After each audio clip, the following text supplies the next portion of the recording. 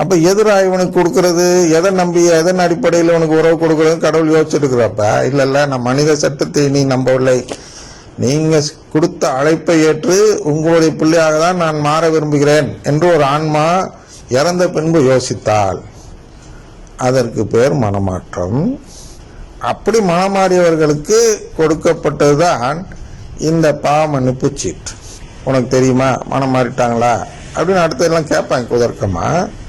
ஐயா மனம் மாறி இருந்தால் இந்த சீட்டு அவனுக்கு பயன்படும் என்ற வெளியடையாள சீட்டு தான் அந்த சீட்டு.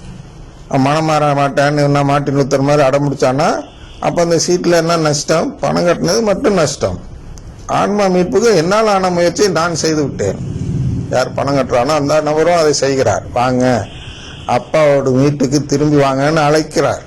இந்த பெரிய மகன் போல் இல்லாமல் அவர் தம்பின்னு வச்சுக்கோ, ஊதாரி மனிதனுடைய தம்பியா இப்போ நிலையில் இருக்கக்கூடிய தேடி சென்று நீ வந்துன்னா இந்த பன்னி உணவெல்லாம் சாப்பிடாத, வா அப்பா கிட்ட வா, அவர் மன்னித்து ஏற்றுக்கொள்வார் அப்படின்னு சொல்லி ஒரு தம்பி அழைப்பார் என்றால், அந்த தம்பி ஸ்தானத்தில் இருப்பவர்கள் தான் இந்த இறந்து போனவர்களுக்காக ஜெபம் சொல்பவர்களும் இறந்து போனவர்களுக்காக பாவ மன்னிப்பு சீட்டு வாங்கியவர்களும்.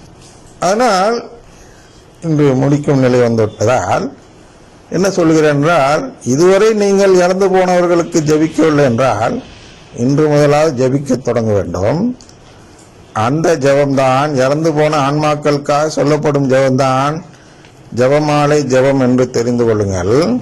இந்த இறந்து போன ஜெபம் போல இல்லாம இந்த பெரியவன் இருக்கான்ல, இந்த திருப்பி இதில் சேர்க்கக்கூடாதுன்னு நினைக்கக்கூடியவன் இருக்கான் அல்லவா, அது போன்ற நிலைப்பாட்டை எடுத்திருப்பவர்கள் தான் அந்த அருங்கொடை இயக்கத்தினர்கள். அதனால் அந்த ஜபத்தை சொல்வது என்பது இறந்து போனவங்கெல்லாம் குடும்பத்தில் சேராமல் விரட்டி விடும் செயலை போன்ற செயல். அப்பப்ப தந்தையானவர் கடுப்பா வரா இல்லையா, கோபித்து கொள்வாரா இல்லையா, யோசிச்சு பாருங்க. அவருடைய குடும்பத்தில் ஆள் சேர்ப்பதை தடுத்தால். அதனால்தான் அந்த ஜபம் என்பது பாவ ஜபம். பாவம் செய்கிறார்கள், கடவுளுக்கு எதிரான பாவம். அங்கே வல்ல செயல்கள் நடக்கிறது, கடவுள் கொடுத்ததல்ல, சாத்தான் ஏன் கொடுக்கிறான்? மீட்க வல்ல உண்மையின்பால் ஆர்வம் காட்ட மறுப்பவர்களாக இருப்பவர்கள் அந்த அருங்கொடை இயக்கத்தினர்கள். அவர்களுக்கெல்லாம் வல்ல செயல்கள் செய்து அவர்களெல்லாம் திசை திருப்பி வஞ்சகாற்றலுக்கு உட்படுத்தி வெளியேற்ற வேண்டும் என்பது கடவுளின் கட்டளை சாத்தானுக்கு கொடுத்திருக்கிறார். 2 தெசலோனிக்கர் 2:11 படி. ஆக கட்டளையின்படி, கடவுள் கொடுத்த கட்டளையின்படி சாத்தான் உருவாக்கிய இயக்கம்தான் இந்த இயக்கம். மனித சட்டங்களை கோட்பாடுகளாக போதிக்கும் இயக்கம், அருங்கொடை இயக்கம். அது கத்தலிக் அருங்கொடை இயக்கமாக இருந்தாலும் சரி, பெந்தகோஸ்து அருங்கொடை இயக்கமாக இருந்தாலும் சரி, வேற சபைகளின் அருங்கொடை இயக்கமாக இருந்தாலும் சரி, எல்லா அருங்கொடை இயக்கமுமே சாத்தானுக்காக உருவாக்கப்பட்டதுதான். சாத்தானால் உருவாக்கப்பட்டதா இல்லையான்னு நான் சொல்ல மாட்டேன்.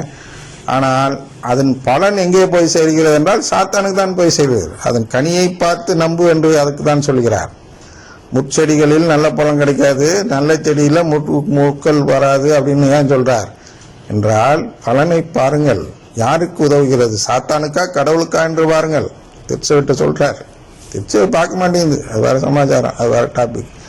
அதனால திருச்சபையின் அதிகாரி திருச்சபை பார்த்துட்டு தான் இருக்கு. வெறும் திருச்சபை செயல்பட முடியாது. திருச்சபையின் அதிகாரிகளாக இருக்கக்கூடிய ஆயர்களும் கர்தினால்களும் மற்ற குருக்களும் தான் செயல்படுத்த முடியும். திருச்சபை சொல்லி இருக்கிறது சிசிசிஎல்.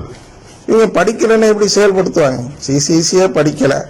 அதான் சொன்ன ஒரு குருவுக்கு சிசிசினா என்னன்னு கேட்கிறாரு. சிஸ்டருங்க கேட்கறாங்க சிசிசினா என்னன்னு. அப்படி இருக்கிறவங்க எப்படி செயல்படுத்த முடியும்? அதனால் எது சாத்தானுடையது எது கடவுளுடையது என்று தெரியாத நிலையில் அறியாமையினால் ஒரு பயன்படுத்துறார் அல்லவா, அறியாமையினால். எத்தனாவது இதுனா அடுத்து நாம் பார்க்க இருக்கிறது 10வதுல, those priests act ignorantly and wickedly. அவர் சொல்றார் நம்மளை பார்த்து, கத்தோலிக்கரை பார்த்து. ஆனால் இன்று நிலைமை எப்படி இருக்குன்னா, அருங்கொடை இயக்கத்தினர் தான் இந்த நிலைப்பாட்டை எடுக்கக்கூடிய குருக்களாக இருக்கிறார்கள். அருங்கொடை இயக்க குருக்கள் தான் they act ignorantly and wickedly. wickedly எப்படிங்கிறத நான் காட்டினேன். வரக்கூடிய மனம் மாறி வரக்கூடியவங்க போன்னு விரட்டி விடுறது விக்கெட் தானே, விக்கெட்னஸ் தானே.